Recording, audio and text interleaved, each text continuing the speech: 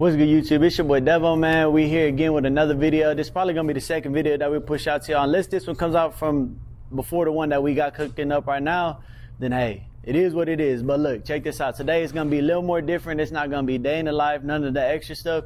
It's gonna be you getting to know the team, the backstory of how the team got here, what it was like, their childhood was like, and what did they do now to adjust what they had going on back then and make their life and their future better. So we're gonna go ahead and get into that. I'm gonna go ahead and interview John and Jerry.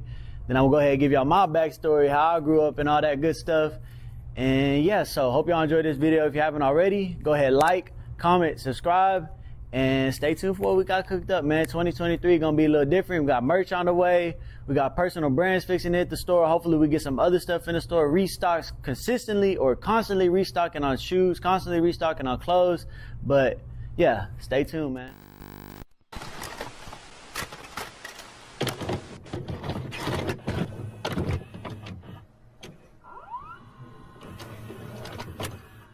So my name is Jonathan, aka Sensei, one half of Southside Bodega, 1/4 of Southern Hype Souls. You know the vibes. So I was born over here in Lake Jackson, Texas, and then I grew up over there in Clute. Went to Ney Elementary, Rasco, LJI, and then went to B-Wood, graduated 2020. I really picked up vintage around I would always wear NASCAR racing tees, but they weren't vintage, but I started wearing those going into my sophomore year and stuff, And then I really picked up vintage around my late junior year. And then I got into it, and then I started selling a few pieces whenever I graduated. It would just be here and there on Depop and all that, but wasn't nothing crazy. I wasn't having no emotion like how I thought I was. I thought I was top dog. I was like, yo, making these sales, selling to people in Hawaii. I was like, yo, I'm him, but it was really nothing. Yeah, there is multiple. A big one is just growing up, always seeing my mom work. It's like I had a dad, but they got divorced, and then I didn't really see him after that. It's my mom would always work, and she had 3 jobs. She would work all day, every day, 24/7 basically. It was kind of tough on me to see that she was working hard, and I'm like, where's my pops at? Just out there, somewhere else. And so that always got to me. That's still in the back of my head to this day. That makes me want to just grind even harder, because there was nights where she wouldn't even eat, but I would. And that's just the little things that would just get me going. Whenever I just feel bad or just feel like I'm down bad or something, I'm just bro, there's always somebody that's out there doing worse. Since my mom would always be at work, most of the time I was always alone, kind of just vibe on my own, still to this day. Everybody knows that I'm chill, but if I don't know you, bro, I'm not gonna talk. I'm more of a laid back person. Unless I know you, then I'm always talking, but if I don't know you, then it's kind of how it is. Other than that, bro, it's nothing too much, So I believe I met him from 7th grade basketball. And then another place that I would always see him at was I would always see him at Pearland Sneaker Expo. I mean, we'll chop it up here and there, just dab each other up, but he was good people, I could tell. And we just started talking more throughout school and everything. And then graduate, of course, move on with our lives, but we would keep in touch. I mean, I started working at a resale shop in Alvin. I made a few connections over there, but gave me the opportunity to see how the stores ran.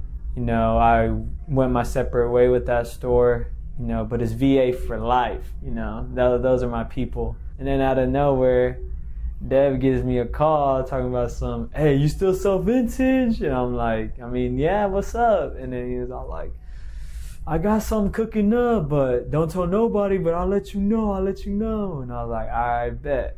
A few months later, he gave me another call saying if I was down. And I just said, of course I'm down. And he said, you're going to have to stack up on inventory. And I stacked up, and then boom, we opened Black Friday, and then the rest has been history, bro.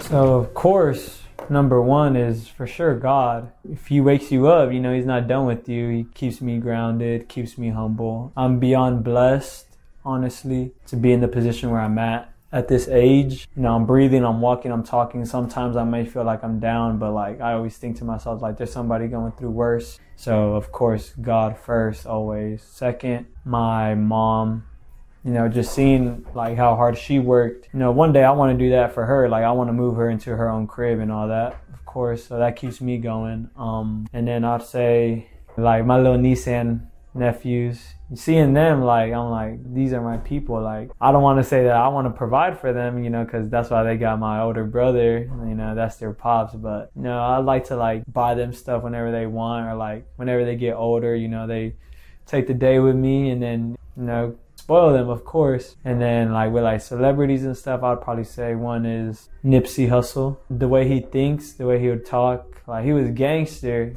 but the way he would just talk about money, like Rick Ross as well, and Kobe Bryant for sure. Mamba mentality, you know, always keep going. And David Goggins, for real. The way he thinks is like crazy. Yeah, those are mainly the people that just I look to for like motivation and stuff. I'd say always pray, always ask God for guidance, and put some work behind that prayer, because it's not just gonna fall out the sky. For real, it's not. I mean, you might get blessed one day, but you know, it's not just gonna be that easy. It's gonna be literally late nights and early mornings. Like whenever you're tired, you gotta keep on going. Stay down, stack your bread to be up, act broke. Just don't spend your money on stupid stuff. Don't be flashy. It's easy to do all that, but it ain't easy to put your mama in a crib. It ain't easy to get out the hood. You know what I mean? Shout out Meek. That's really all I gotta say, bro. Just stay down until you're up, for real.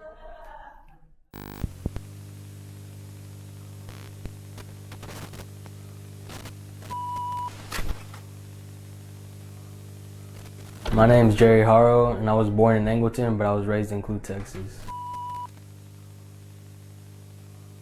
No, not really. I go by day basis. I don't really let stuff hit my head. But I guess the only thing was when both my grandpas passed away back-to-back years. It had to be like 6th grade, 7th grade, or 7th and 8th grade. Grandpas passed away, everybody stopped talking to their family. I don't know how everybody's family is, but that's how mine went. And that's pretty much it. It's just everybody on their own now. I met him in high school, probably my sophomore or junior year, which that had to been his junior year or senior year. And I just knew him because it's high school. It's like, it's not that big. It's Brazos Wood. But I didn't get to know him or talk to him or like get close with him 2 weeks before we opened Silent Hype Souls. Yeah, ever since then, it's been what it is now. I guess God and my parents, my mom and dad. Other than that, and then my mom and dad, I mean, they push me like every day. They tell me like, oh, how's the store going? You doing sales? Like, just stuff like that. That pushes me is like, all right, if I didn't do this day, I need to do this the next day, double it or something. They always reassure me what I need to do and what I gotta do for the next 3 to 5 years. I say I got into vintage like 7 years ago because it's 2022 right now. So yeah, like 7 years ago, around like 2015, I'd be bored. I'd get home from school, go on YouTube. I used to watch Round 2. And they used to drop daily videos or like once a week. I don't even remember what it was, but it was Sean Weatherspoon. He owns a store, and then, I mean, he had his Round 2 the store, the Hype Beast, and then the other one was Vintage. And it was like all the celebs would go in and they'd see like all these 1985 Jordan 1s, like just crazy stuff that was from back then, the 80s and 90s, and I was always into it. And then from then I was just like, I didn't know what vintage was, but then I quickly found out what vintage was, and it was just the old stuff. And then yeah, I just went from there. Like 7 years I've been into it, and that's about it. Pretty much basic. It's a basic answer, but it goes a long way. It's just do it and keep going. I mean, I'm only 19, I'm working at a store. It's something I would love to do. I didn't think I was gonna do this until I was like 25. but with the right connections and the right stuff you're into, I mean, it gets you a long way.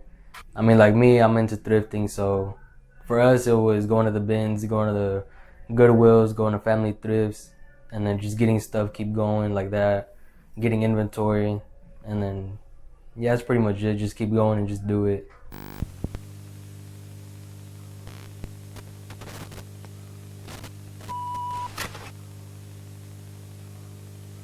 My name is Devon, and I'm from Lake Jackson, Texas, born and raised. If I'm being completely honest, I would say growing up, I was more than blessed. I did take a bunch of it for granted, but losing my uncle to cancer, I would say that would probably be the deepest thing that I've had to overcome when it comes to struggles being at a young age. Losing family is already hard as it is, but losing someone to cancer is even worse. So other than that, always had my mom and dad around. Brother was around too, you know, had someone to lean on. At the end of the day, it's never really a struggle. I would say I wasn't unfortunate, but I wasn't the most fortunate when it comes to money. Growing up, parents started out where they started out. Now they're where they are because they bust their butt 24/7, 365, just so they could provide a better life for us. So being from where I'm from, I could only be able to say that I'm blessed. And yeah. Let's go ahead and start out with John. You know, school, everybody has childhood friends. I wouldn't say John was a childhood friend from the sandbox, you know, but I would say 7th grade was around the time that I met John. We weren't the closest of friends, but every time I seen him, I would dab him up. We kind of had a bunch of stuff in common when it came to shoes, when it came to trying to look the coolest and stuff. And I would say that's how I met John. And we kind of kept that same relationship all throughout high school. We did get close. Sports got involved, and that's whenever I started hanging out with a bunch of my sports friends. So I guess you could say we kind of parted ways. But I mean, for the most part, knew John growing up since fairly young, about 13, 14 years old. And yeah, but then when it comes to Jerry, I would say I didn't meet Jerry probably until high school, but it wasn't really Jerry. I met Jerry's brother. I think I want to say I met him playing the game or through Sensei. Every time I would see Rago, I would see Jerry. And so, I mean, you can't dab the older brother without dabbing up the younger brother. So that's pretty much how that came along. And when I actually chopped it up with him for the first time, truly, it was whenever we were on the way to A-Ray's birthday dinner. We were going there. I texted the group chat, like, hey, can somebody give me a ride? Jason was like, yeah, you can just ride with us. And I thought Jason was going to be driving. I thought it was going to be me and Jason. I hop in the car. And Jerry's driving. I was like, oh, shoot, is that Rago's brother? And then we got in the car. He's cracking jokes the whole way there, the whole way back. And I'll say that's whenever we I kind of got to know him, himself, and his like true personality, not just from shaking his hand. I really couldn't get a true vibe from him when it comes to that. I got into sneakers around 6th grade. No. 6th grade, I was still rocking cargos, baggy tee with the Converse, man. Y'all wouldn't understand that era, but that was just my own drip. I would say that was just my own drip. Not many people were on that wave. I did get looked at crazy, but so going into 7th grade, I started getting to that age around to where I always wanted to look good, try to fit in. And that was around the time the Breads and the Gammas were dropping and all those, that era of 11s. Pops bought me my first pair, which was either the Gammas or the OG Oreo 5s. And then from there, started selling shoes, young age. Being young, you kind of, I guess you could say I was chasing the dollar back then, but it really wasn't me chasing the dollar because I just like touching a bunch of different shoes that I never really imagined. Other than that, I would say I got into it around 6th grade. I had to stop selling sneakers because I had got scammed, unfortunately, twice. It happened to be like 3 times in a row, boom, boom, boom. And then I had to stop selling sneakers, being young. I didn't want to put my life at risk at a young age. Then towards the end of 2020, graduate high school, start selling Air Maxes out the back door. And now we here. First off, me. God, that's everybody's number one. That's not everybody's, I will say that is my number one. Wake up, thank the Lord, go to sleep, thank the Lord. Number one got to be God, and number 2 got to be my family who are within my household. Mom, dad, brother, girlfriend, dog, really just all my family. Number 3 will have to be my grandma. Shout out to my grandma. Both of them, they both support me. in ways that I never thought that I would get supported in, and that's what keeps me going for sure. They always want to see me succeed, so gotta do it for my people. And then after that, my little cousin Jose, man. If you know, you know. Shout out to my dog Jose. Really, since we were young, we were always pretty close, but now that we grew up, we got really closer, especially when I first started out selling Maxes out the back of the trunk. Yeah, man, shout out to my boy Jose, and I'll say that's who inspired me to wake up every morning and go harder. Number one, put God first in everything and anything that you're doing. He will lead you where you're supposed to be. Put God first. Pray, like my boy Sensei said. Make sure you're praying.